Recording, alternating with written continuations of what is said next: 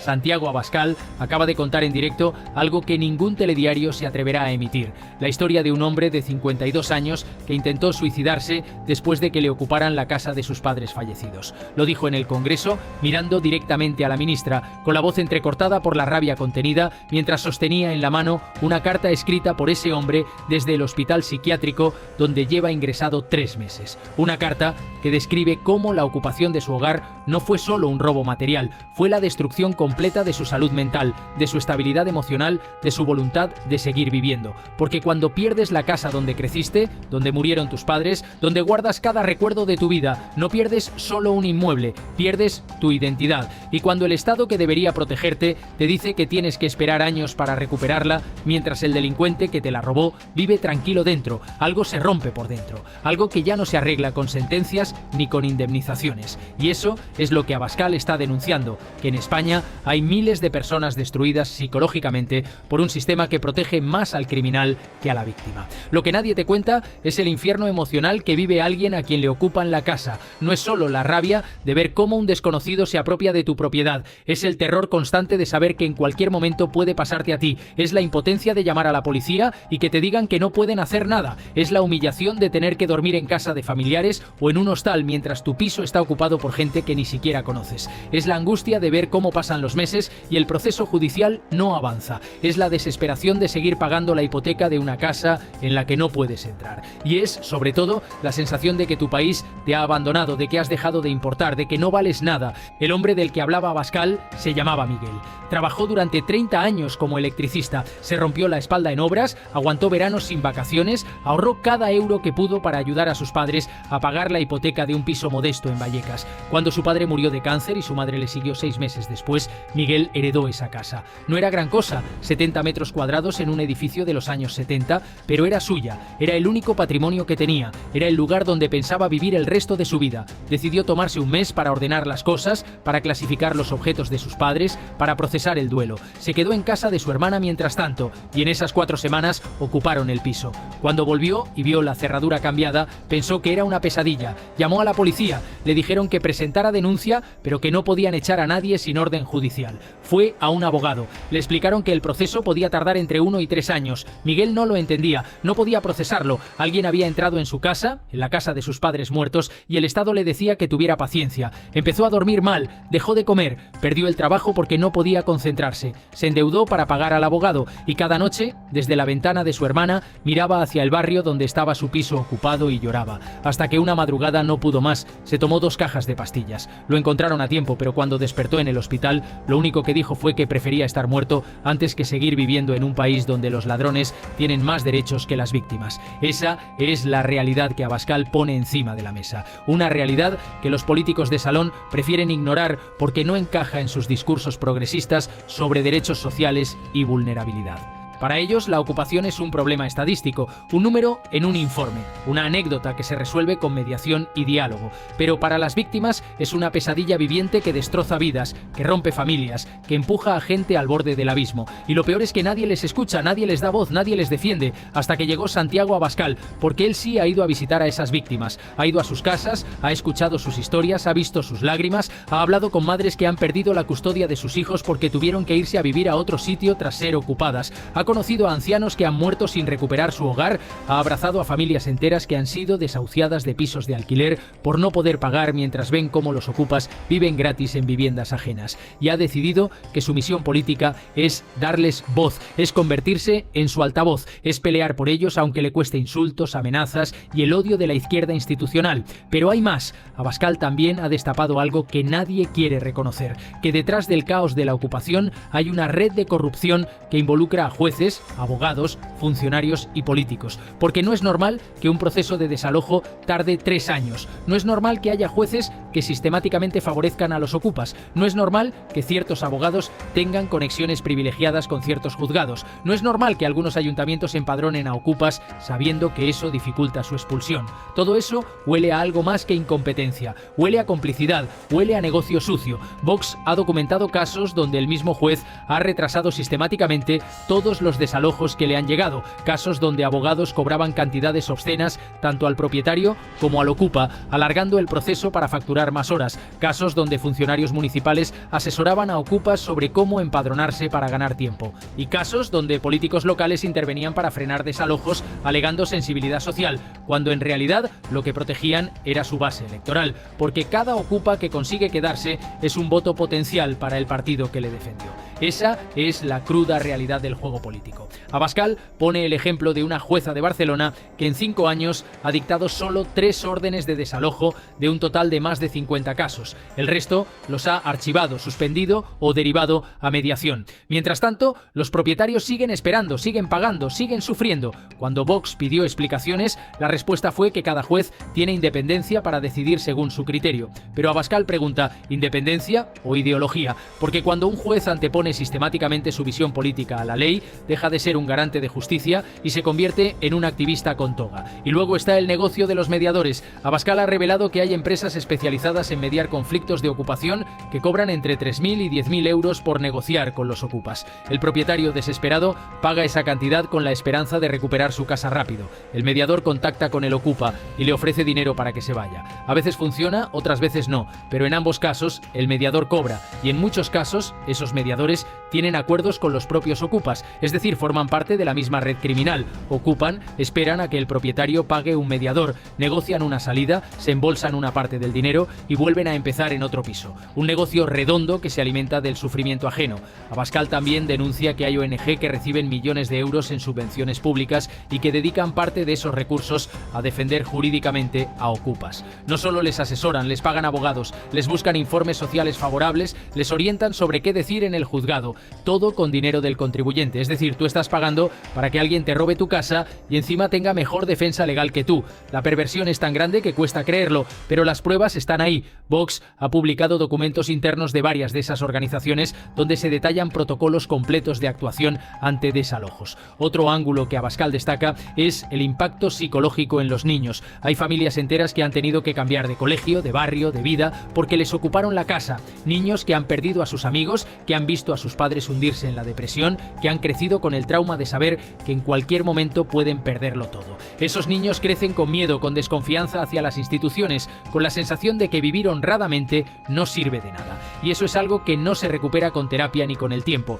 Es una cicatriz que llevarán toda la vida. Abascal cuenta la historia de una niña de 8 años que dejó de hablar durante meses después de que ocuparan el piso familiar. Los psicólogos diagnosticaron estrés postraumático. La niña había visto cómo echaban a su familia de su casa, había dormido en el coche durante semanas, había escuchado a su madre llorar todas las noches y cuando por fin recuperaron el piso, ya nada era igual. La niña no quería volver, tenía pesadillas, se despertaba gritando pensando que venían a echarles otra vez. Eso es lo que provoca la ocupación, eso es lo que destruye y eso es lo que los políticos progresistas llaman problema social gestionable. Y luego está el tema del suicidio. Según datos que maneja Vox, al menos 12 personas se han quitado la vida en los últimos 3 años directamente relacionadas con procesos de ocupación. 12 suicidios que no salen en las estadísticas oficiales, que no generan titulares, que no importan a nadie. 12 vidas que se perdieron porque el Estado les falló, porque la justicia no llegó a tiempo, porque nadie les tendió la mano. Y cuando Abascal menciona esos nombres en el Congreso, cuando lee sus historias, cuando exige responsabilidades, la izquierda le acusa de instrumentalizar el dolor. Pero él responde siempre igual: instrumentalizar el dolor es ignorarlo, darle voz es honrar su memoria. El líder de Vox también señala que las víctimas de ocupación viven en un limbo legal que las convierte en fantasmas. No pueden vender el piso porque está ocupado, no pueden alquilarlo, no pueden vivir en él, pero siguen siendo responsables de él, siguen pagando impuestos, siguen respondiendo legalmente si en ese piso pasa algo. Es decir, tienen todas las obligaciones pero ningún derecho. Y cuando intentan recuperarlo por su cuenta, cuando se cansan de esperar y deciden actuar, entonces sí interviene el Estado para detenerles a ellos, porque tomar tu propia justicia es delito, pero ocupar la casa de otro, al parecer, no lo es tanto. Abascal propone algo radical pero necesario: una ley de protección integral a las víctimas de ocupación, una ley que les reconozca como víctimas de un delito,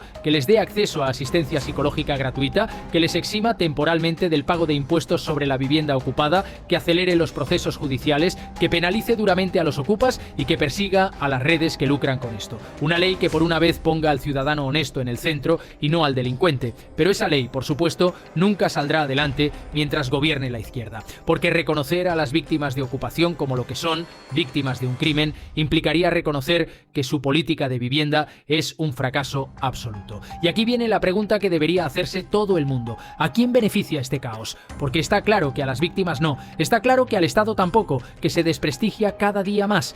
Entonces, ¿a quién? La respuesta es simple: a todos los que viven del problema. Abogados que cobran por procesos eternos, mediadores que facturan por negociaciones que no resuelven nada, ONG que reciben subvenciones mientras el problema crece, jueces ideologizados que creen estar salvando el mundo mientras destrozan vidas, políticos que usan a los ocupas como masa electoral y mafias criminales que se forran con el alquiler ilegal de pisos ocupados. Todos ellos tienen un interés en que esto siga exactamente como está. Abascal lo dice sin rodeos: en España la ocupación no es un problema, es un negocio, y como todo negocio, tiene sus beneficiarios y sus víctimas. Los beneficiarios viven bien, cobran bien, duermen tranquilos, las víctimas malviven, se endeudan, no duermen y en algunos casos se suicidan, pero nadie habla de ellas porque no son útiles políticamente, no sirven para el relato, no encajan en el discurso de la izquierda, son un estorbo incómodo que prefieren esconder. Por eso, cuando Santiago Abascal sube a un estrado y cuenta estas historias, cuando pone nombres y apellidos, cuando llora de rabia contenida al leer una carta de un padre que ha perdido todo, está haciendo algo revolucionario, está devolviendo la dignidad a las víctimas, está diciéndoles que no están solas, que alguien las ve, que alguien las defiende, que su sufrimiento importa. Y eso, en un país donde las instituciones te han dado la espalda, es más valioso que cualquier sentencia judicial. Así que la pregunta final es para ti: ¿vas a seguir creyendo el cuento de que la ocupación es un problema social de familias desesperadas? ¿Vas a seguir aceptando que el Estado proteja más al criminal que a ti? ¿Vas a esperar a que te toque a ti para entender el infierno que viven miles de familias cada día? Porque esto no es una cuestión de ideología, es una cuestión de humanidad básica. Y si no eres capaz de ponerte en la piel de Miguel, del hombre que intentó quitarse la vida porque le robaron la casa de sus padres muertos, entonces eres parte del problema. Santiago Abascal lo tiene claro. Y cada vez más españoles también. La pregunta es: ¿cuánto vas a tardar tú en despertar? Y ahora déjame que te cuente el final de la historia de Miguel. Después de 2 años y 4 meses de batalla judicial, después de gastarse los ahorros de toda su vida en abogados, después de perder el trabajo y la salud mental, por fin consiguió la orden de desalojo.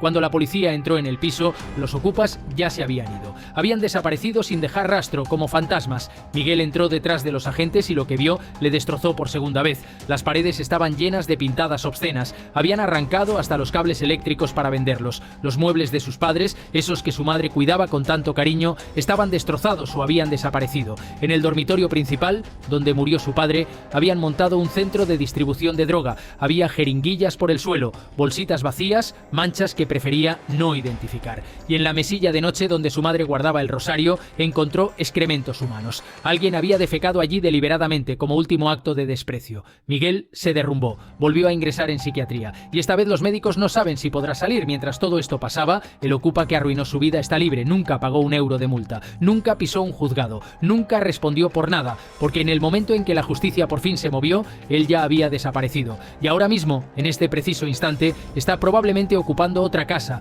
destruyendo otra vida, creando otra víctima que tendrá que esperar otros 2 años para recuperar lo que es suyo. Esa es la España real. Esa es la justicia que te espera si un día te toca a ti.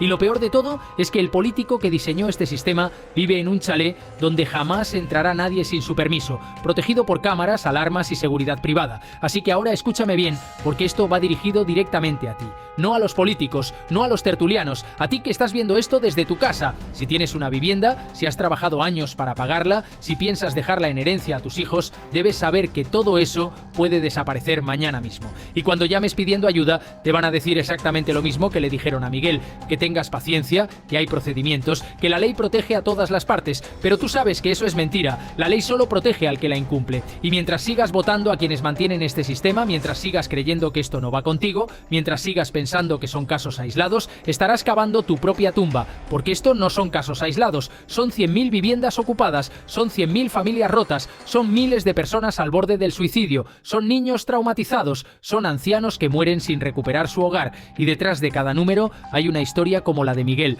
una historia de sufrimiento que el Estado podría evitar, pero que prefiere ignorar porque hay demasiados intereses en juego, demasiada gente viviendo del problema, demasiados votos que proteger, demasiada ideología que defender. Santiago Abascal lo ha entendido, por eso no se calla, por eso cada vez que habla de este tema lo hace con la voz rota por la rabia, por eso lleva esas cartas al Congreso y las lee en voz alta aunque le insulten, Por eso visita a las víctimas que todos los demás han olvidado, porque él sabe que esta batalla no es solo legal, es moral, es la batalla por decidir qué tipo de país queremos ser, un país donde se protege al honrado o un país donde se premia al sinvergüenza, un país donde tu esfuerzo vale algo o un país donde todo se puede perder en un instante, un país con ley o un país con impunidad. Y esa batalla se decide en las urnas, se decide cada vez que votas, se decide cuando eliges entre quienes te dicen bonitas palabras sobre derechos sociales pero dejan que te roben la casa y quienes te dicen verdades incómodas pero prometen devolverte la seguridad que has perdido. Santiago Abascal no te va a engañar con buenismo barato,